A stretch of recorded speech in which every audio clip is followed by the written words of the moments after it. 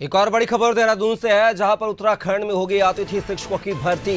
तो ये बड़ी खबर आपको देहरादून से बता रहे हैं। शिक्षा मंत्री निरंतर कर रहे हैं प्रयास, पर्वतीय क्षेत्रों में दी जाएगी तैनाती।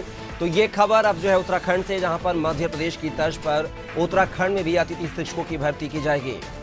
और ज्यादा जानकारी के साथ हमारे ब्यूरो हेड सोनू सिंह जुड़े हुए हैं। सोनू, जानना चाहेंगे कि बात कही जा रही है अतिथि शिक्षकों की भर्ती की, लेकिन इसमें साथ में ये भी एक चीज निकल के सामने आ रही है कि पर्वतीय क्षेत्रों में तैनाती दी जाएगी।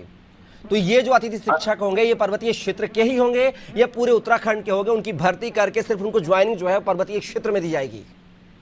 देखिए कपिल, जो उत्तराखंड का पर्वतीय क्षेत्र है, जो अधिक ऊंचाई वाले जो जनपद हैं, वहां पर शिक्षक पूरी तरह से पूरे मनोयोग के साथ अक्सर काम नहीं करते हैं। इस तरीके की खबरें सामने आती हैं और यही वजह है कि सरकार ने सख्त नियम बना रखे हैं और बार बार सरकार की तरफ से, शिक्षा विभाग की तरफ से शिक्षकों को ये हिदायत भी दी जाती है कि आप जो है पर्वतीय क्षेत्रों में, खास तौर से दुर्गम क्षेत्रों में आपको तैनात किया जाएगा। आप वहां पर पूरे मनोयोग के साथ काम करिए, क्योंकि जिस तरह के मौजूदा हालात सरकारी विद्यालयों के दिखाई दे रहे हैं और एक और जहां पर्वतीय क्षेत्रों से सामान्य व्यक्ति पलायन कर रहे हैं और इसका जो असर है वो सरकारी विद्यालयों में छात्रों की संख्या पर भी साफ तौर पर दिखा जा सकता है। तो हम ये कह सकते हैं कि जिन पर्वतीय क्षेत्रों के विद्यालयों में पद जो है वो रिक्त है, उन पदों को भरने के लिए अब अतिथि शिक्षकों को भर्ती किया जाएगा। कुछ समय पहले उत्तराखंड सरकार ने कैबिनेट में ये फैसला लिया था कि कुछ शिक्षकों को भर्ती किया जाए और कुछ को तैनाती दी भी गई थी। अब कुछ और ऐसे शिक्षक हैं जो अतिथि शिक्षक हैं, जिनकी भर्ती की जाएगी नियमों के तहत और जिनको खास तौर से पर्वतीय क्षेत्रों में जो है वो इनको तैनाती दी जाएगी। ये पूरे प्रदेश भर के शिक्षक होंगे, अलग अलग क्षेत्रों के। इनको लेकिन सोनू एक चीज मैं समझना चाहूंगा आपसे। जैसे आप बोल रहे हैं पूरे उत्तराखंड से ये भर्ती की जाएंगी अतिथि शिक्षकों की और इनकी तैनाती जो है वो पर्वतीय क्षेत्रों में की जाएगी। जब आपके नियमित कर्मचारी वहां पर अच्छे से शिक्षा नहीं दे पा रहे हैं, अच्छे से मन लगाकर काम नहीं कर पा रहे हैं, तो ऐसे में अतिथि शिक्षक कैसे काम करेंगे पर्वतीय क्षेत्र में, जो जिनका वेतन कम होता है, जिनकी परमानेंट की कोई व्यवस्था नहीं होती है?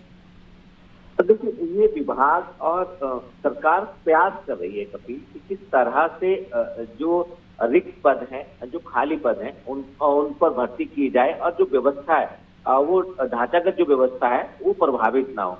लिहाजा ये कोशिश की जा रही है जो युवा अतिथि शिक्षक के तौर पर भर्ती किए जाएंगे, वो अगर पूरे मनोयोग के साथ पर्वतीय क्षेत्रों में, खास तौर से दुर्गम क्षेत्रों में अगर वो कार्य करेंगे तो निश्चित तौर पर इसका फायदा उन्हीं को होगा। और जो काम नहीं करेंगे, आप इस बात का जिक्र कर रहे हैं कपिल कि जो नियमित तौर पर पहले भर्ती हुए हैं वो पूरे मनोयोग के साथ दुर्गम क्षेत्रों में, पर्वतीय क्षेत्रों में वो काम नहीं कर पा रहे हैं और कहीं ना कहीं सभी मैदानी क्षेत्रों में तैनाती के लगातार प्रयास करते रहते हैं। और ऐसे में अब अतिथि शिक्षकों पर भरोसा कर रहा है विभाग। तो निश्चित तौर पर उम्मीद ये की जा रही कि जो विभागीय स्तर पर जो भरोसा किया जा रहा है, इस भरोसे को जो नए अतिथि शिक्षक भर्ती किए जाएंगे वो कायम रखेंगे, वो इस भरोसे पर खरा उतरेंगे और इन्हीं उम्मीदों और भरोसे के साथ इनकी भर्ती की जाएगी। क्योंकि अगर हम इसके साथ साथ स्वास्थ्य विभाग की बात कर लें तो जब जो भी युवा यहाँ पर मेडिकल की पढ़ाई करता है, सरकारी मेडिकल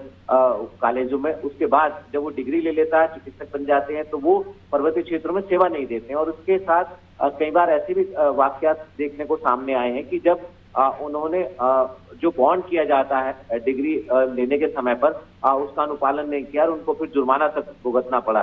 तो ऐसी स्थिति जो है वो शिक्षा विभाग में देखने को नहीं मिली। चलिए, लेकिन सोनू, देखना ये होगा कि जो घर के यानी स्थायी कर्मचारी, घर के सदस्य हैं, वो सही से काम नहीं कर पा रहे, बाहर पड़ोसी यानी कि अतिथि शिक्षकों पर विश्वास जता रही है सरकार। फिलहाल के लिए आप हमारे साथ बनिएगा, आगे भी आपसे जानकारी लेंगे।